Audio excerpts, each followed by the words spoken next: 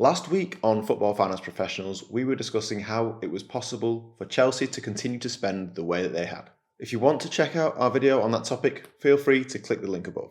But this week, we're going to go one step further. We're going to pick up our crystal ball and look into the future of Chelsea Football Club from a financial perspective, assessing what happens in 22-23 and whether they'll continue to comply with FFP, or financial fair play, according to what we know as the profitability and sustainability rules in the Premier League, and we'll explain why that is in just a moment. But following on from last week's video where we asked how Chelsea could continue to afford to spend, and they've spent over £1 billion in 3 transfer windows in 2 seasons since the takeover from Clearlake Capital and Todd Boehly.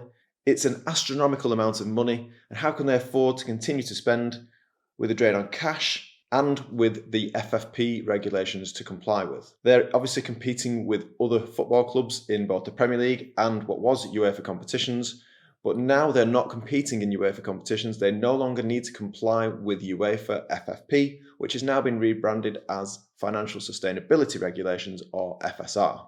So for the purpose of this video, we will assume that Chelsea does not need to comply with UEFA FFP or FSR regulations. That would be the case anyway, even if they were competing in UEFA competitions, because for the season that we're looking at, which is 22-23, they did not need to comply.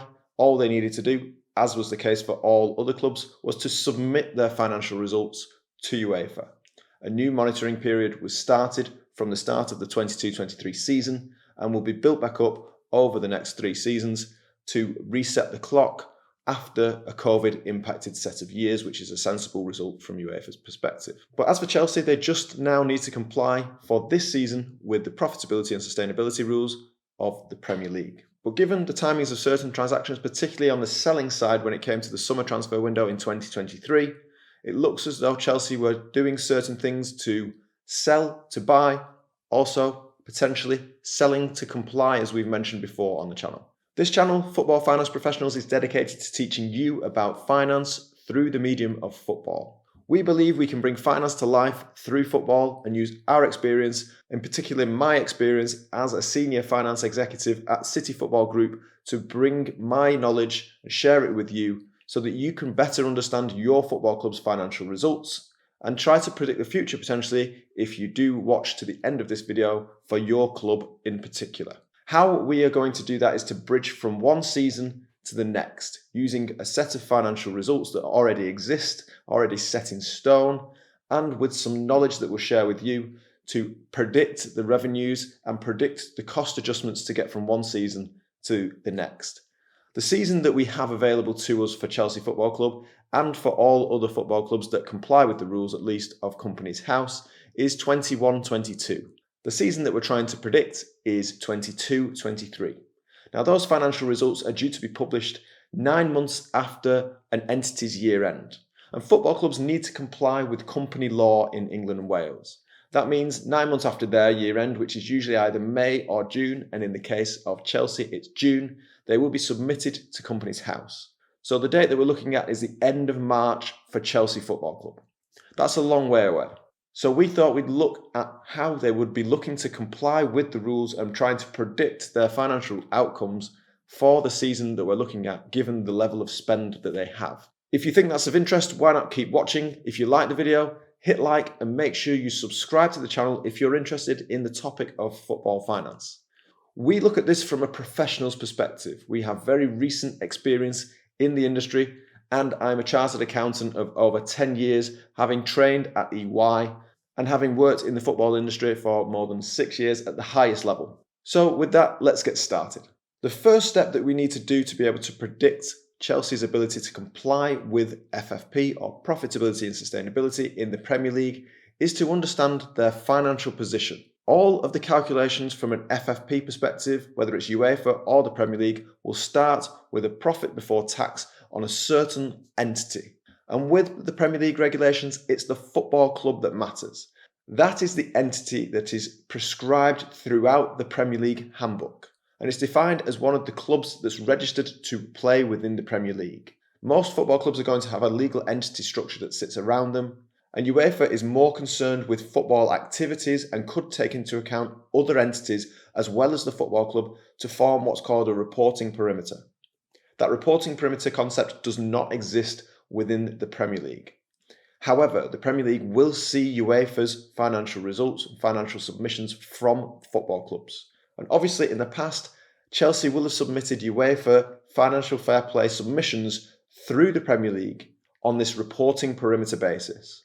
But we're stripping it straight back to the football club's financial results. So that's Chelsea Football Club Limited that we're looking at. So for the year that we know about, 21-22, Chelsea Football Club's losses before tax were £114 million. Their total revenue was just over £481 million. The profit that Chelsea made in 21-22 from player trading, or the disposal of player registrations, which is treated as an intangible asset disposal, was £123 million. And these figures are the key elements and the starting point for how we're going to get from one year to the next financial year. The key figure from a profitability and sustainability perspective is that loss before tax, just over £114 million. And that's the starting point to then start to adjust before you get to an adjusted earnings before tax figure that goes into the period that's under review, which is normally a 3-year period, but with COVID, we're looking at 4 years back with an average result for 2019-20 and 2020-21. So to do this exercise, we need to acknowledge that we're going to have to make some assumptions, some of which will be more accurate than others. So when we're looking at the financial results, the assumptions that we've made are as follows. We acknowledge that in 21-22, Chelsea finished third in the Premier League, and in 22-23 they finished 12th. So we're assuming a £3 million per place deduction or reduction in revenue year on year. That equates to £27 million. When it comes to the rest of the revenue calculations, we've assumed no difference to 21-22. The biggest difference that would have been made is Chelsea's performance on the pitch in the Champions League. And that was consistent year on year. They reached the quarter-final of the Champions League in 21-22 and in 22-23. And although there will always be a difference year on year based on the performance of the team, we've just made an assumption there will be none. And those of you that will recall, as part of the takeover or just before the takeover, the government placed sanctions on Chelsea being able to trade. Now we've assumed that there'll be no significant difference in revenue because any uplift in 22-23 in comparison to what there would have been in the previous year as a result of those restrictions will be offset by the results on the pitch when it comes to, say, the FA Cup. In 21-22, Chelsea were runners-up in the FA Cup, and in 22-23, they were knocked out in round 3, meaning that revenue would be lower from that competition in the year that we're trying to predict, but also could have been higher in total because the restrictions from the UK government on Chelsea trading would no longer exist in 22-23. We're also assuming that the dates of the disposal of certain players, and namely these are Havertz, Kovacic, Edwin Mendy, Loftus-Cheek, were all accounted in the financial year 22-23 and not in 23-24. That's based on the days that we believe those transactions did happen. We're also making an assumption that the impaired players in 21-22 did not impact the profit on disposal calculated in 22-23. We've had to estimate a figure for manager-related costs which were exceptional, which would have been the settlement with Thomas Tuchel, the amortisation or the write-off of Graham Potter's buyout fee from Brighton, and the settlement with Graham Potter as well. All of these costs would have been exceptional items in the 22-23 financial statements for Chelsea. We've assumed no impact of deferred consideration because that does have an impact on the profit that's calculated on disposal of player registrations. So we're assuming that all those payments are being made up front, although that's probably not the case, and that will be detrimental to Chelsea's profit or loss. And if you want to learn more about that, check out our previous video on Chelsea and how they could afford to continue to buy. We've used Transfermarkt data to determine the amounts that players have been sold for, and therefore the profits or losses that have been calculated on disposal and the related amortisation for the players that have been acquired. And as you may know, Transfermarkt uses euros as a denomination, and therefore we've converted those back into pounds at an exchange rate of £1 to 1.1 euros. And we've also estimated contingent fees on the profit on disposal line of in excess of £20 million. Now that figure is extremely difficult to estimate, but we'll explain why in the rest of the video. So from a revenue perspective, as we've mentioned earlier in the video, we expect that revenues will decrease by approximately £27 million year on year, from £481 million in total to £454 million in total from a revenue perspective. That's a reduction of £27 million because Chelsea finished 9 places lower in the Premier League when comparing 21-22 to 22-23. That's all the adjustments that we're going to predict when it comes to revenue. Since we're bridging between 21-22, the main focus of this exercise is now going to be in the costs that have been incurred in that year and what we expect to be incurred in 22-23, alongside then the final consideration, which will be the profit or loss on disposal of players, which would be a one-off exceptional item because players can only be sold once. So when it comes to exceptional costs, these are costs that shouldn't be incurred on a year-on-year basis. If we look at 21-22, Chelsea incurred £94.7 million of exceptional items in the year 21-22. These will not recur. And therefore, having adjusted for the revenue, we can then adjust for the profit to effectively add these back into 22-23. That reduces the loss by £94.7 million. In addition to that, in the season of a World Cup year, Chelsea will receive a relatively small amount, but we estimate that to be approximately £2 million for a contribution to wages for the players that will have competed in the World Cup in Qatar. This won't be recognised as revenue, but would contribute towards players' wages and could be recognised as other operating income. Either way, it will reduce the effective loss that we've seen in 21-22 and contribute towards a reduction in that loss for 22-23. So the one-off items that happened in the previous year will not recur. The World Cup is a one-off event. But the exceptional items that we're looking at in the year of 22-23, we've quantified at £40 million.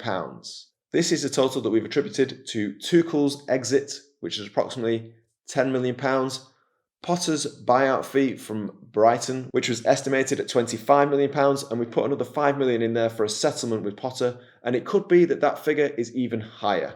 But we've been quite generous with that estimation and put the total of manager exceptional items at £40 million. When it comes to player wages, they're quite difficult to predict from the outside looking in. You'll have loyalty bonuses, you'll have signing on fees that will be again non-recurrent, or there will also be performance related bonuses which you can estimate with a good guess. Since Chelsea hasn't qualified for the 23-24 Champions League or even Europa League competitions, we can assume that player related bonuses or even management related bonuses, which would have been in the previous year, would not be paid out in 22-23 because they were playing in UEFA competitions in the season, but the season after they've not qualified and therefore the bonuses won't be triggered. So we've estimated that the club would save approximately £20 million as a result of not qualifying for the Champions League and not paying out those player related bonuses. However, since Chelsea went on a spending spree and acquired multiple additional expensive players, such as Raheem Sterling, for example, we've estimated that the club has committed to approximately £35 million of additional salaries, meaning that the net movement in wages is an additional cost of approximately £15 million from 21-22 to 22-23. The final quite big chunky item is amortization, and this is the cost of spreading the player acquisitions over the life of the contract. And this is where we get quite interesting when it comes to Chelsea, because as we know, Chelsea have been trying their arm at particularly long player contracts. This reduces the annual cost from an amortization perspective, but also increases the net book value in comparison to what would be a shorter contract. So it's quite a risky concept. But what Chelsea were able to do was dispose of older players which would have been on shorter contracts and create a profit, but also save some amortization. And that annual amortization saving would be greater than an individual's player that would have been acquired at the same value with a greater contract, for example. And the players that they were acquiring averaged a 6.5-year contract across 14 players that were acquired in the 22-23 season. And the most expensive players were on 8.5 or 7.5-year contracts, which means that the values that are hitting the profit and loss account from an amortization perspective would still be kept relatively low in comparison to ones that would have been on shorter contracts. So when it comes to amortization savings from players that were disposed of, Timo Werner Emerson and Jorginho would have totaled approximately 18 million euros of saving of amortization, which we've translated to approximately 17 million pounds. However, that would have been offset by the huge amount that was coming in from the acquisitions perspective. And although there were lengthy contracts, there was still a huge value that was going to hit the profit and loss account from an additional amortization perspective.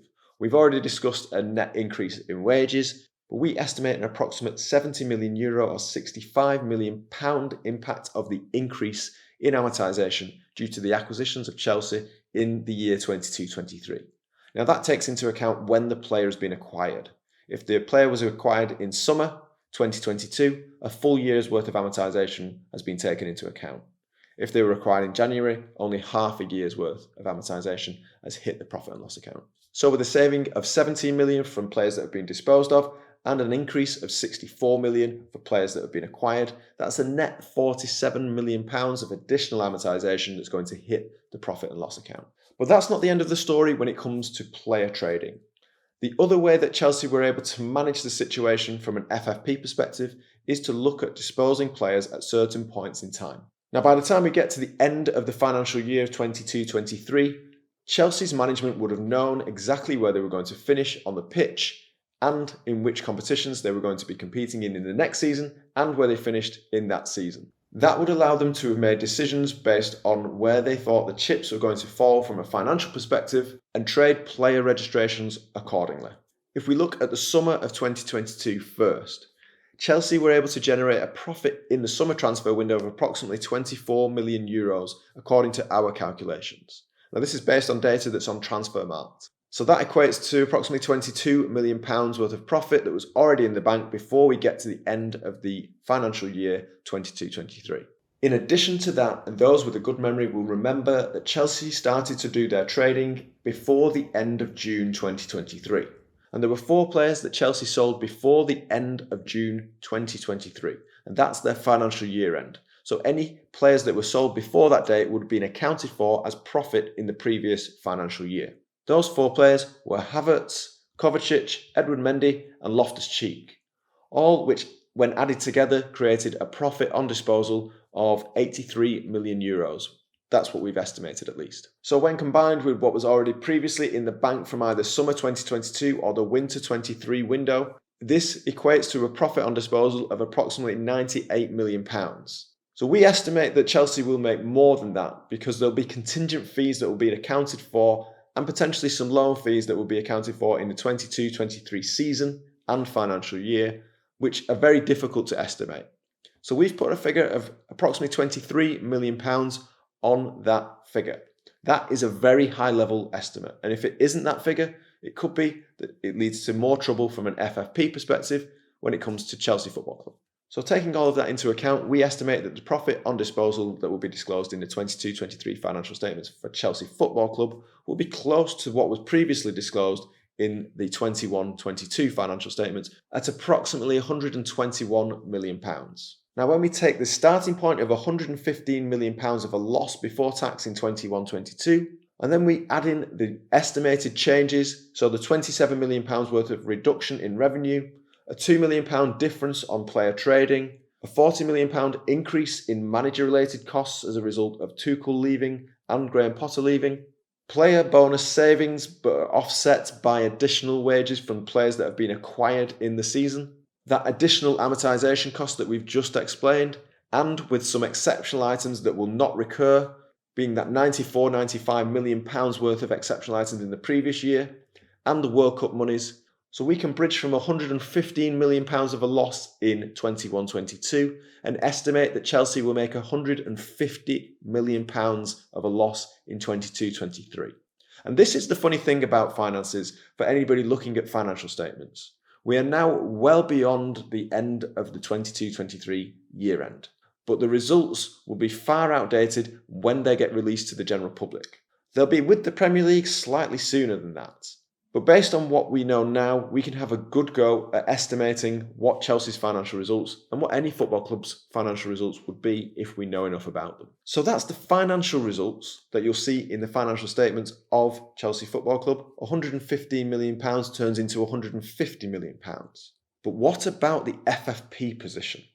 Now, if you're interested in that, make sure you subscribe, like the video if you liked it. We are going to talk about that next time on Football Finance Professionals. Make sure that you tune in next time. We are going to discuss and estimate whether the club is going to comply with FFP in the next video. So hit subscribe and I'll see you in the next one. Thanks for watching.